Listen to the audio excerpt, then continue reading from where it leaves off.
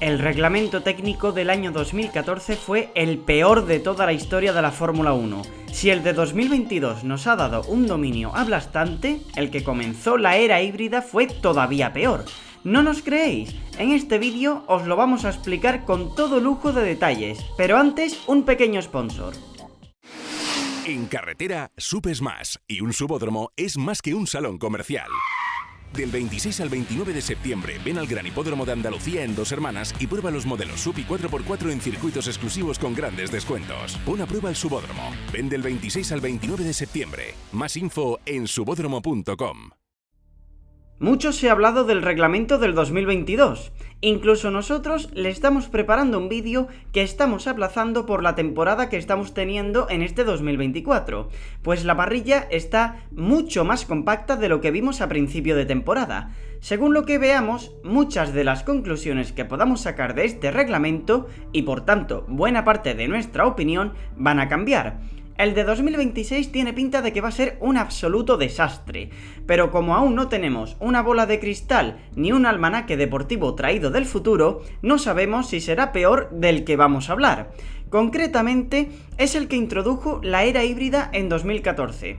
¿Y cómo fue? Pues obviamente un desastre sin paliativos. Solo mira el título del vídeo. De hecho, fue tal chapuza que incluso a día de hoy la Fórmula 1 sigue pagando las consecuencias. Los que hayáis visto la Fórmula 1 en esa época seguramente estéis de acuerdo con esto, porque tras la incorporación del sistema híbrido, la Fórmula 1 parecía estar herida de muerte. Pero ¿cómo se llegó a esta situación? En primer lugar, vamos a explicar qué cambios se aplicaron en esta nueva reglamentación, y nos vamos a ceñir exclusivamente a la normativa original de 2014, que se aplicó ese año y los dos siguientes. Porque sí, aunque el sistema híbrido ha permanecido 10 años intacto, ha habido dos cambios de reglamento de chasis y aerodinámica, y estos trajeron cambios muy significativos a la categoría. Centrándonos pues en el de 2014, veremos que la mayoría de cambios hacían que los coches fueran más lentos. Después de esos espectaculares V10 que hacían vibrar el suelo en los años dorados de la década de los 2000, la Fórmula 1 pasó a unos menos espectaculares, pero igualmente atractivos V8, que al menos cumplían. Hacían el suficiente estruendo como para que necesitaras llevar tapones en los oídos, si estabas en las gradas viendo una carrera en directo, por supuesto, y con detalles como los downshift de los escapes soplados del Lotus Renault de 2011. La gente se acabó por tomar mucho cariño con el ruido de estos motores. Pero entonces la FIA hizo lo que mejor sabe hacer: estropearlo todo. Decidió hacer un cambio en la dirección que llevaban desde hace años. De un V8 de 2,4 litros atmosféricos pasábamos a un V6 de 1,6 litros. Del mismo modo, pasamos de unas 19.000 revoluciones por minuto a menos de 15.000, aunque en la práctica estas no pasaban de las 13.000. Ya sabéis, hay que limitar el uso de motores. Además, se introdujo el turbocompresor, cuya última aparición había sido en 1988. Este permite optimizar la mezcla del combustible con el aire, pues permite introducirlo a la presión adecuada para mejorar la potencia y la eficiencia del motor. Esta es la única parte contra la que no tenemos ninguna objeción de este reglamento. Lo que sí que fue aberrante para el público fue lo mucho que bajó el volumen que producían los coches. Pasamos de coches que sonaban como aviones de combate a poco más que aspiradoras. Por supuesto, hubo mejoras y ya no estamos en el mismo punto. Actualmente los motores tienen más de 1000 caballos entre la parte térmica y la eléctrica, si bien empezaron teniendo unos 750, lo que, como veremos, se traducían en coches muy lentos. Además, sonidos como el famoso Honda de 2019 empezaron a ser atractivos para el público, haciendo que estos motores empezaran a ser mejor valorados. Pero aún así, el sonido de los motores de inicios de siglo es sencillamente imposible de imitar. Probablemente nunca volvamos a tener unos Fórmula 1 con una acústica como los monstruosos V10.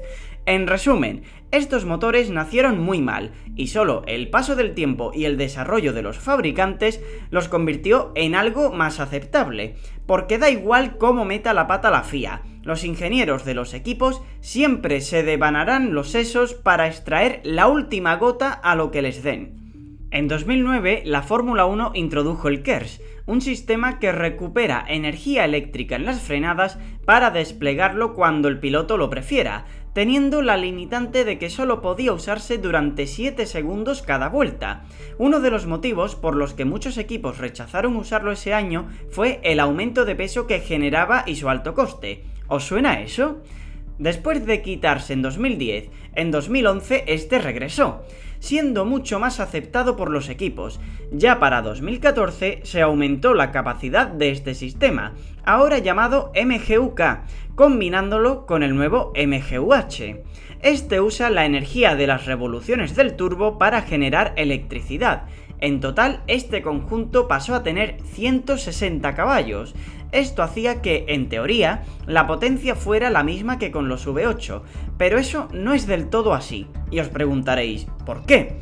Pues porque la potencia del sistema híbrido está limitada por la batería. De este modo, como el poner esos 160 caballos de forma constante, el coche se quedaría en poco más de una vuelta sin carga. La potencia que se puede aplicar de forma constante es bastante menor.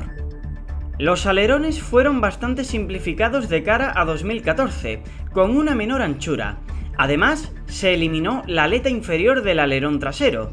Esto se tradujo en una disminución total de la carga de alrededor de un 20%. Este cambio tuvo 5 grandes efectos. Coches más lentos en el tiempo por vuelta al tener un peor paso por curva. Aumento de las luchas cuerpo a cuerpo por tener menos aire sucio del coche de delante. Coches más inestables como se vio ese año con algunos accidentes. El menor paso por curva hacía que los coches fueran un poco menos exigentes físicamente, lo que facilitó la llegada de ciertos pilotos jóvenes como Max Verstappen. Más importancia del motor, de modo que quien tuviera un mejor propulsor contaría con una ventaja enorme sobre sus rivales.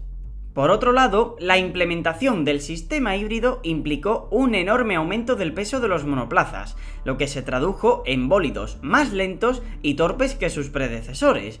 Para ser exactos, el peso mínimo pasó de los 642 kilos a los 691, aumentando otros 11 kilos de cara a 2015.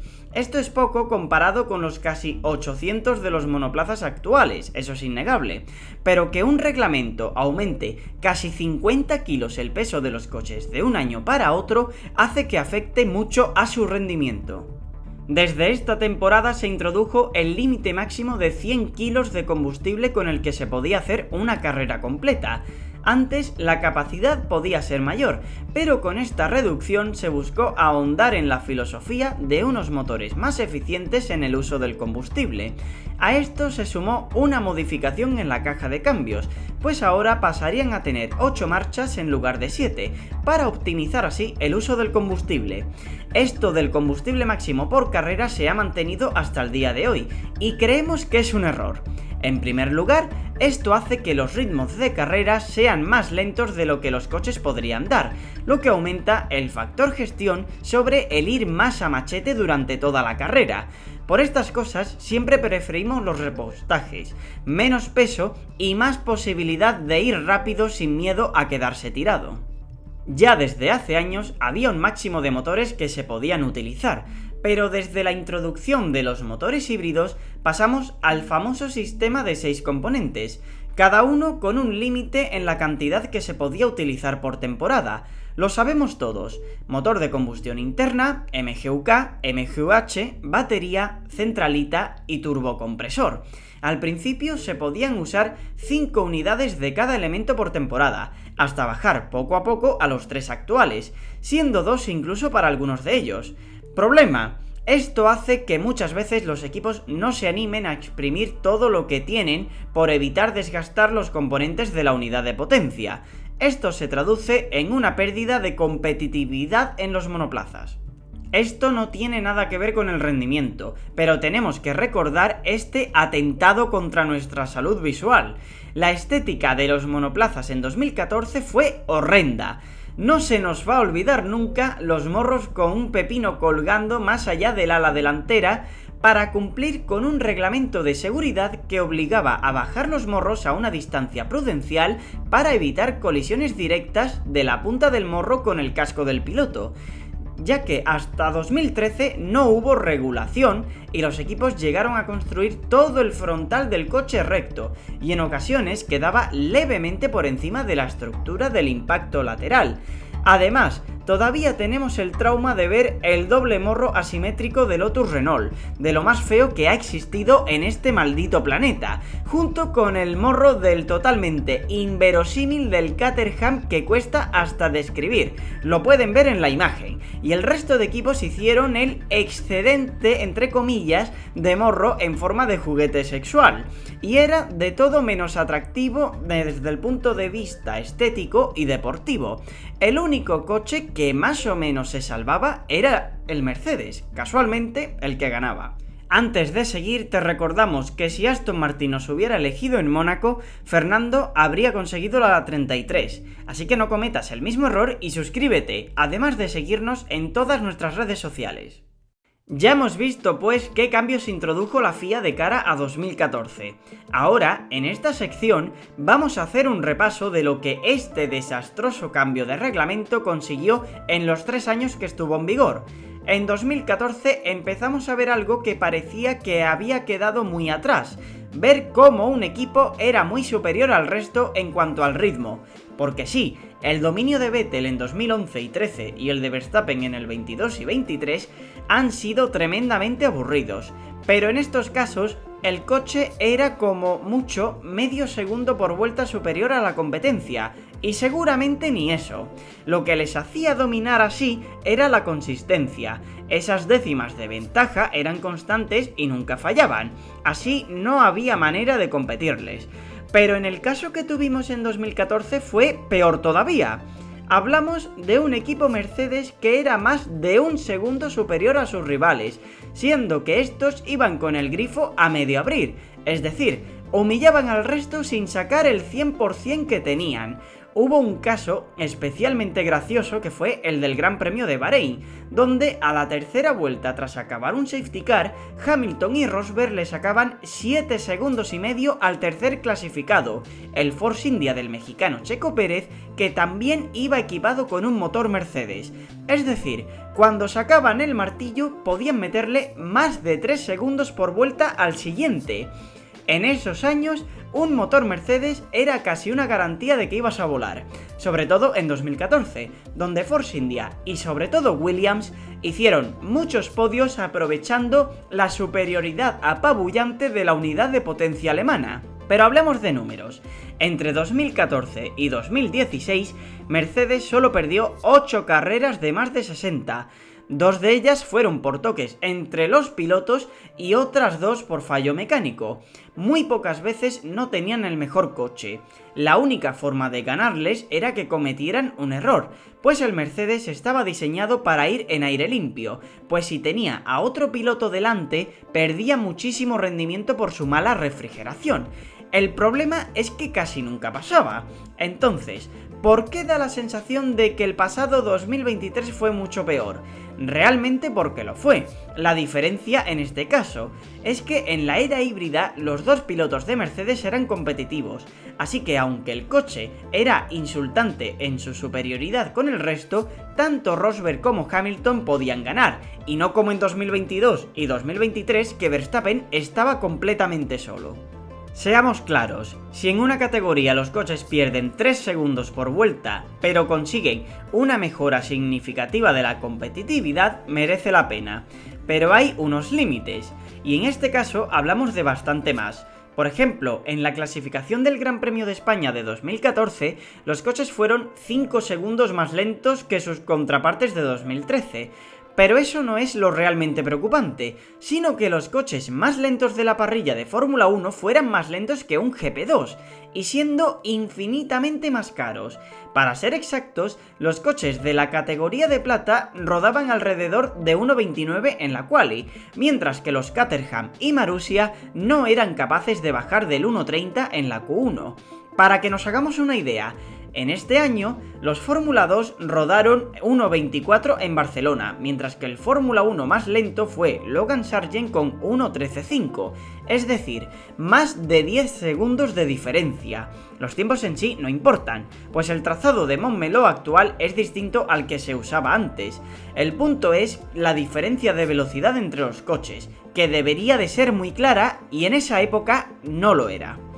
Se puede decir que es lo mismo que ocurre con los hipercars del WEC, pues estos son más lentos que los LMP2, teniendo que capar estos últimos para no opacar la categoría principal, pero esto se puede compensar por el aumento en fabricantes y competitividad que se está viendo últimamente en el WEC, cosa que en la Fórmula 1 falta incluso a día de hoy y se debería de tomar nota.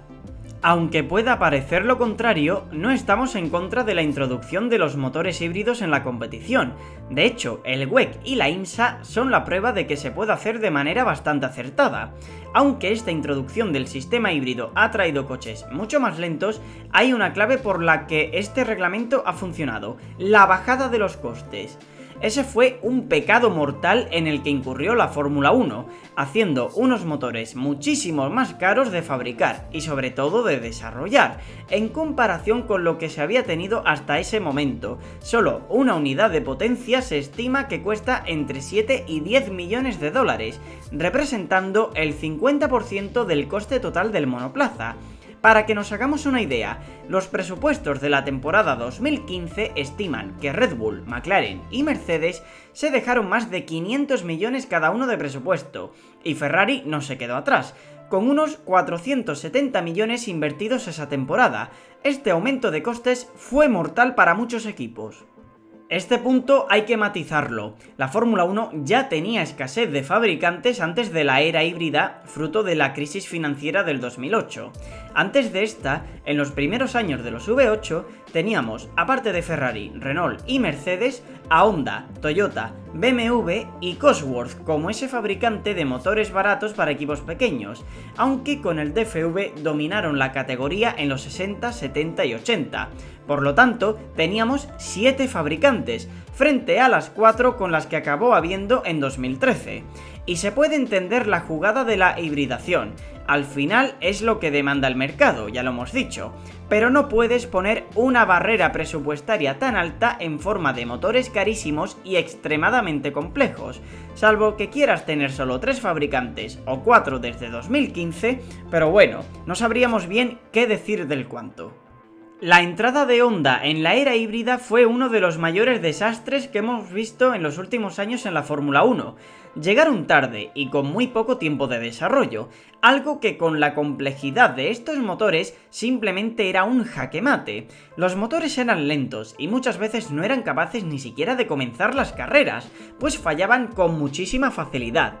Es decir, que a una categoría que solo tenía 4 motoristas antes de 2014, como eran Ferrari, Mercedes, Renault y Cosworth, prácticamente echas a la última al hacer un reglamento tan complejo y caro, que a la postre hace que cualquier nuevo aspirante a entrar tenga altas posibilidades de pegarse un tortazo digno de Pastor Maldonado. Porque sí, Honda no se preparó bien y pecó de bastantes cosas, eso es evidente, pero la FIA tampoco ayudó. Consecuencia, que 10 años después de la introducción del reglamento solo ha entrado un fabricante, el cual empezó arrastrándose por los circuitos. Recién en 2026 tendremos a Audi, que ha necesitado una simplificación del reglamento y límite de costes para entrar. Y no, Ford no cuenta. El motor estará hecho por Red Bull, la marca del óvalo solo va a poner el dinero y la pegatina. Pero bueno, viendo todo el asunto de Cadillac, está claro que la Fórmula 1 trata a los fabricantes como si les sobraran. Tras un nefasto inicio en 2010 por parte de los 3 equipos colistas, Virgin, Marussia, Lotus Caterham y HRT, siendo que este último desapareció tras 3 años, en 2013 se vislumbraba un acercamiento los 2 equipos supervivientes a la parte final de la media tabla, que eran el Williams en su mayoría de las veces. Pero este cambio normativo, con la mayor inversión que requería, volvió a hundir en el pozo a los equipos humildes. Solo se salvó Williams por el motor Mercedes, pero eso da para otro vídeo. El coste de las unidades híbridas aumentó más del doble. así que para sobrevivir debieron sacrificar desarrollo del coche, y la falta de resultados y de la huida de patrocinadores hizo que Caterham cerrara la persiana al final del 2014. El equipo Marussia aguantó un poco más, pero no mucho más, en condiciones pésimas. Incluso compitió en 2015 con el chasis del 2014, sin evolucionar, y con el motor Ferrari de la anterior campaña también, hechos que les hicieron ser entre 5 y 7 segundos más lentos que la pole de cada gran premio, y como hemos dicho antes, a veces los GP2 eran más rápidos. ¿Qué digo yo? Muchas veces. Pusieron empeño en tener un coche mejor en 2016 y cambiaron al motor Mercedes. Esta decisión les hizo adquirir algún punto en la campaña siguiente, de la mano del alemán Pascal Wehrlein, pero se quedaron en bancarrota a media temporada y cancelaron el proyecto que tenían para 2017, siendo por tanto el final de este equipo. Un absoluto desastre, borrando de un plumazo a 2 escuderías. Igualmente, otros equipos de zona media como Force India o Lotus las pasaron realmente canutas para poder sobrevivir, teniendo ambos que venderse a nuevos propietarios para poder mantenerse en el negocio. El único brote verde de la era híbrida en cuanto a equipos fue Haas, que apareció utilizando muchas instalaciones de Marussia y logrando ser competitivos con una estrategia low cost digna de estudio. Si os gusta la idea, podemos hacer un vídeo solo de este equipo, porque merece la pena. Para 2017, la FIA introdujo unos cambios muy significativos a la normativa, sobre todo en materia de chasis y aerodinámica. Tras una tendencia a reducir la anchura de los coches y alerones pareciendo cada vez más cajas compactas, en 2017 se regresó a la idea de la Fórmula 1 que tuvimos a principios de siglo, y que culminó en esos monstruosos monoplazas de 2008, que estaban increíblemente bien trabajados en el aspecto aerodinámico y que encantaban a los fans. Tendríamos por tanto coches más anchos, con más superficie en sus alerones y menor altura, lo que los hacía sumamente agresivos. Además, los neumáticos aumentaron mucho su grosor, para dar más superficie de contacto y por ende mayor grip mecánico.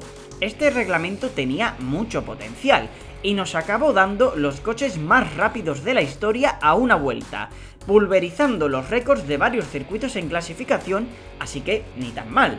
Aunque las batallas en pista y los adelantamientos disminuyeron de manera significativa, el hecho de que la aerodinámica y el chasis volvieran a cobrar un papel protagonista hizo que hubiera más oposición a Mercedes, sobre todo en 2017 y 18.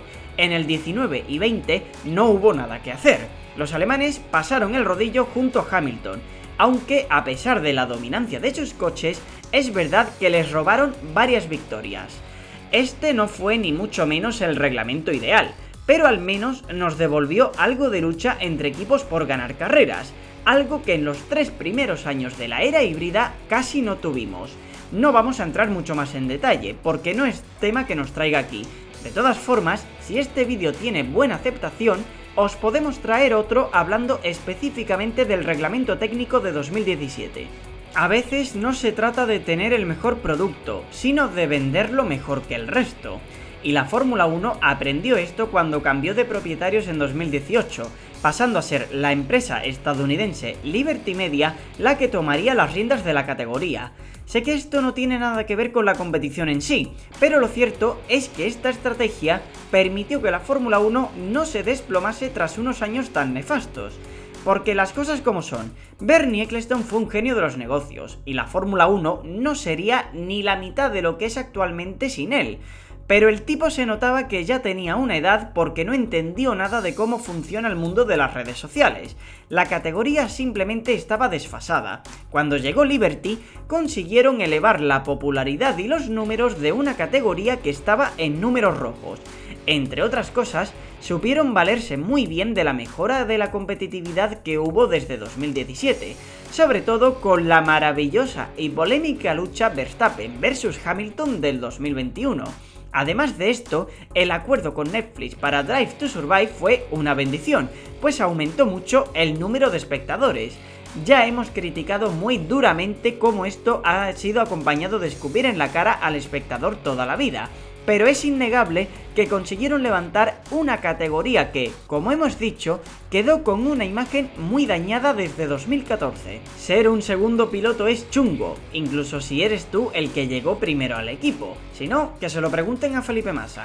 Pero entre todos ellos se alzó un hombre que nos dio 2 luchas por el mundial donde parecía que Hamilton iba a arrasar. En 2014, Nico Rosberg empezó liderando el mundial y se lo puso difícil al inglés hasta final de año. Y tras un 2015 donde no estuvo ni cerca de Lewis, en 2016 Rosberg decidió que ese sería su año y entró en una guerra fratricida en la que con algo de suerte y todo su esfuerzo logró derrotar a un piloto que simplemente era mejor que él. De verdad, poco le hemos agradecido a este hombre el dar vida a una época que parecía ser la más aburrida de todos los tiempos. Ya le dedicaremos un vídeo a esa lucha que tuvieron y cómo logró sobreponerse al papel que se le tenía asignado, porque es digno de ser contado. Las conclusiones que podemos sacar de la implementación del reglamento técnico de 2014 son las siguientes. La competición se volvió más previsible que nunca, los coches sonaron menos, eran físicamente menos exigentes, aumentó la limitación del uso de motores por temporada y aumentaron tanto los costes que hubo equipos que desaparecieron y otros que tuvieron que ser reemplazados por otros dueños. En definitiva, el cambio de era a partir de 2014 desencadenó los 3 años más oscuros de la Fórmula 1 mediáticamente hablando.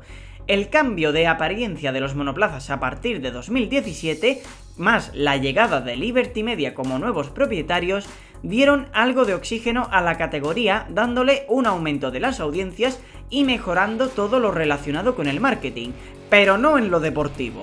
Tras la batalla épica de 2021, el reglamento de 2022 hizo que de nuevo un equipo se paseara por las pistas, y esta vez con un solo piloto en la lucha por el título por ver con cuántas carreras de antelación se lo llevaba. Con el cambio de reglamento técnico que se avecina para 2026, tanto en materia de motores como de chasis y aerodinámica, os queremos preguntar a todos ustedes, ¿será un cambio para mejor? ¿Habrá igualdad e incertidumbre en la Fórmula 1 por fin? ¿O simplemente será el inicio de ciclo de un nuevo dominio de un piloto o un equipo? Nosotros tenemos bastantes dudas de que este reglamento vaya a funcionar, pero dejadnos vuestra opinión en los comentarios. Pues hasta aquí el análisis de hoy. Como siempre, si te ha gustado el vídeo, dale a like, suscríbete y síguenos en todas nuestras redes sociales para hacer cada vez más grande a la familia de Neumático Intermedio. ¡Hasta la próxima! ¿Quieres la mezcla perfecta para el suelo de tu taller o garaje? Fortelock te coloca baldosas para automóviles más resistentes que los Piedrelli y más rápido que lo haría un mecánico de Red Bull. Ya seas empresa o particular, tendrás servicios más personalizados que Nicky Verstappen. No lo dudes y visita la web de la descripción y el comentario fijado.